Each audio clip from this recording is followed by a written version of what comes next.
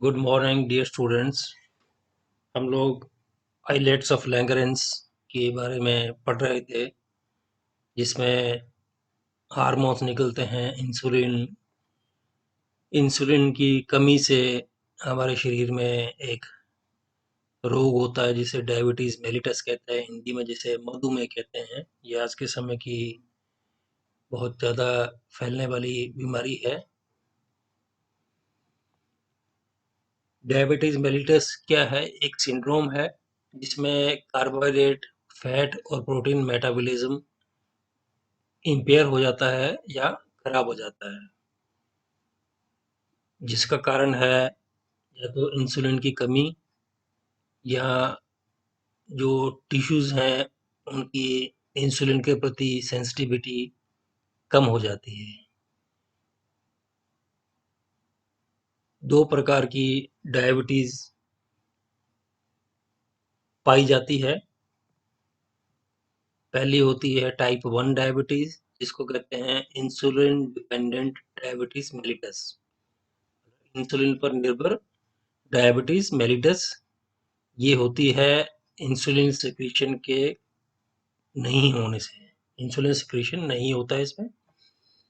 दूसरी होती है टाइप 2 डायबिटीज़, जिसको कहते हैं नॉन इंसुलिन डायबिटीज़ मेलिटस, जो कि इंसुलिन के ऊपर निर्भर नहीं होती है। ये इसका कारण है जो शरीर के टिश्यूज़ हैं वो इंसुलिन के प्रभाव के प्रति सेंसिटिविटी कम हो जाती है। ये जो सेंसिटिविटी में कमी आती है, इसको सामान्यतः हम इंसुलिन रेजिस्टेंस कहते हैं, इंसुलिन रोधी। दोनों प्रकार के डायबिटीज़ मेलिटस में जो हमारे भोजन के मुख्य भाग होते हैं उनका मेटाबॉलिज्म परिवर्तित हो जाता है।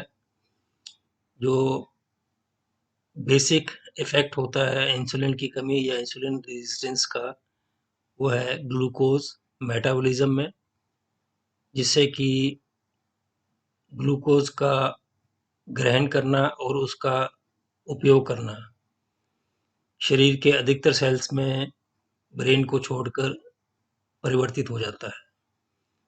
इस कारण से जो ब्लड के अंदर ग्लूकोज़ की मात्रा है वो बढ़ जाती है।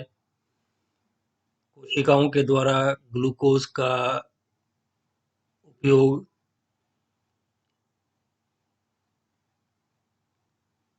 कम हो जाता है और फैट्स और प्रोटीन का उपयोग बढ़ जाता है।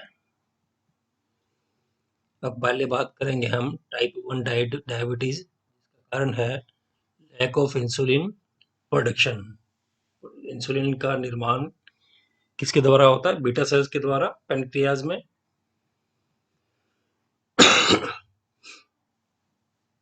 बीटा सेल्स, पैनक्रियाज के जो बीटा सेल्स है, इनको इंजरी मतलब कोई चोट या कोई बीमारी जिससे कि इंसुलिन का निर्माण बंद हो जाता है, ये इससे टाइप 1 डायबिटीज होती है।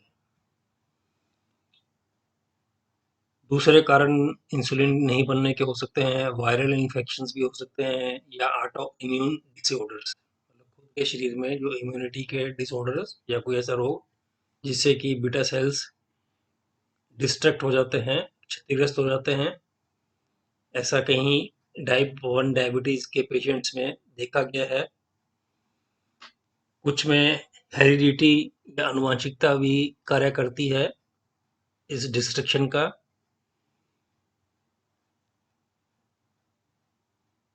कुछ केसेस में देखा गया है कि आनुवंशिकी टेंडेंसी होती है बीटा सेल के डीजनरेशन या खत्म होने में, और इनके अंदर वायरल इन्फेक्शंस या ऑटो इम्यून डिसऑर्डर्स भी नहीं देखे गए हैं।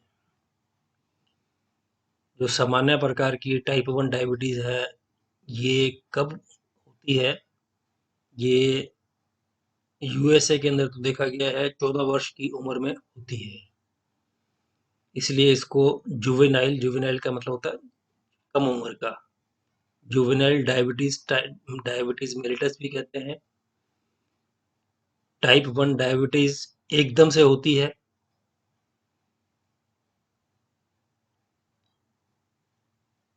या कुछ दिनों में या कुछ हफ्तों में, और इसमें 3 प्रिंसिपल कार्य करते हैं। पहला है ब्लड ग्लूकोज का बढ़ जाना, दूसरा है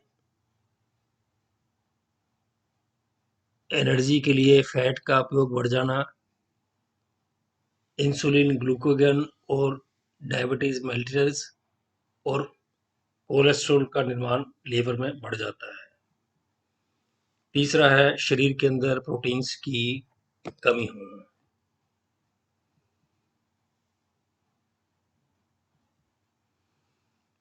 ब्लड ग्लूकोज जो कंसंट्रेशन है, ये डायबिटीज मेलिटस के अंदर इसकी मात्रा हाई लेवल पे हो जाती है। इसका कारण है इंसुलिन की कमी से जो ग्लूकोज का उपयोग है ये कम हो जाता है, जिससे कि प्लाज्मा में ग्लूकोज 300 से लेकर 1200 mg प्रति 100 ml हो जाती है। सामान्यतः ये 150 mg पर 100 ml होती है। ये जो इंक्रीज्ड प्लाज्मा ग्लूकोज है, ये अपने आप में बहुत सारे प्रभाव शरीर के अंदर पैदा करती है। ये इंक्रीज्ड जो ब्लड ग्लूकोज है, ये यूरिन के अंदर, मूत्र के अंदर ग्लूकोज का लॉस मिलता है इसमें। ये हाई ब्लड ग्लूकोज जो होते हैं शरीर रुधिर के अंदर, ये ग्लूकोज को किडनी के अंदर फिल्टर हो जाता है और इसका पुनः अवशोषण ग्लूकोज का नहीं होता है। सामान्यतः ग्लूकोज का पुनः अवशोषण किडनी के अंदर हो जाता है, और जो अधिक ग्लूकोज है ये यूरिन के अंदर, यूरिन के साथ में बाहर आ जाता है। ये नॉर्मली तब होता है जब ग्लूकोज कंसंट्रेशन 180 mg प्रति 100 ml से ज़्यादा होता है।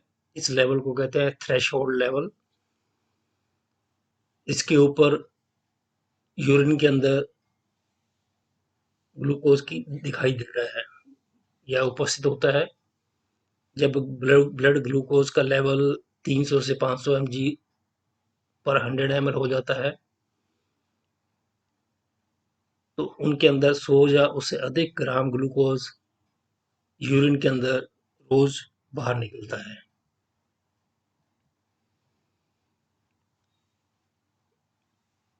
इंक्रीज्ड ब्लड ग्लूकोज है वो डिहाइड्रेशन पैदा करता है।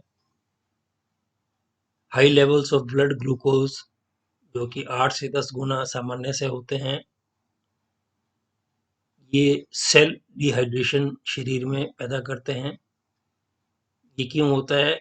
क्योंकि ग्लूकोज सेल मेम्ब्रेन के छिद्रों के द्वारा बाहर नहीं जाती है, और जिससे कि एक्स्ट्रा सेलुलर फ्लूइड में ऑस्मोटिक प्रेशर बढ़ जाता है, जिससे कि कोशिकाओं से जल जो है बाहर आ जाता है, जिससे कि कोशिका के अंदर जल की कमी या डिहाइड्रेशन हो जाता है।